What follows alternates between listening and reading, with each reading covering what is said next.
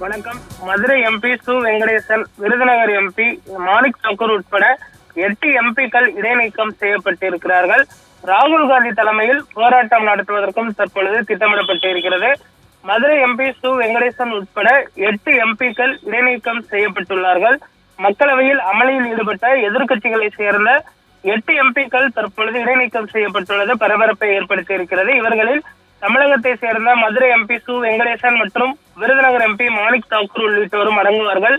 நாடாளுமன்ற பட்ஜெட் கூட்டத்தொடரில் குடியரசுத் தலைவர் உரைக்கு நன்றி தெரிவிக்கும் தீர்மானத்தின் மீதான விவாதத்தில் திங்கட்கிழமை கலந்து கொண்டு மக்களவை எதிர்க்கட்சித் தலைவர் ராகுல் காந்தி பேசினார். அப்பொழுது இந்தியாவை சீனா ஆக்கிரமித்துள்ளதாக முன்னாள் ராணுவ தளபதி எம் நரவணே எழுதிய ஒரு புத்தகத்தில் உள்ளதை குறிப்பிட்டு பேசினார். இதனைத் தொடர்ந்து விவாதத்திற்காக பட்டியலிடப்பட்ட தலைப்பில் இந்தியாவோ அல்லது சீனாவோ இடம்பெறவில்லை. தலைப்பின் கீழ் பேசும்படி அவைத்தலைவர் ஓம் பிர்லா அவர்கள் வலியுறுத்தினார். இதனையடுத்து எதிர்கட்சிகளின் அமளி காரணமாக அவை நடவடிக்கைகள் ஒத்திவைக்கப்பட்டன. இந்த நிலையில் இன்று மக்களவை கூடிய நிலையில் ராகுல் காந்தியை பேச அனுமதிக்காததற்கு கண்டனம் தெரிவித்து காங்கிரஸ் உள்ளிட்ட இந்தியா கூட்டணி எம்பிக்கள் அமளியில் ஈடுபட்டனர். அவைத் தலைவரின் இருக்கை அருகில் சென்று மத்திய அரசிற்கு எதிராக முழக்கமிட்டனர்.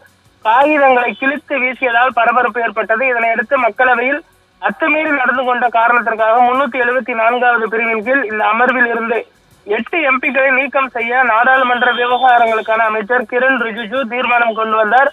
குரல் வாக்கெடுப்பு மூலம் தீர்மானம் ஏற்றுக்கொள்ளப்பட்டதை அடுத்து எதிர்க்கட்சி எம்பிகள் சிபி ஈடன், அம்ரிந்தர் சிங் ராஜா, வாரி, மாணிக் தாக்கூர், குர்ஜித் சிங் அவுஜாலா, கிரண்குமார் ரெட்டி, பிரசாந்த் பட்டோல், வெங்கடேசன் மற்றும் டீன் குரியோ உள்ளிட்டோர் இடைநீக்கம் செய்யப்படுவதாக தெரிவிக்கப்பட்டுள்ளது. இதனைத் தொடர்ந்து நாடாளுமன்ற வளாகத்தில் மக்களவை எதிர்க்கட்சித் தலைவர் ராகுல் காந்தி தலைமையில் இடைநீக்கம் செய்யப்பட்ட எம்பிக்கள் போராட்டம் நடத்தினர்.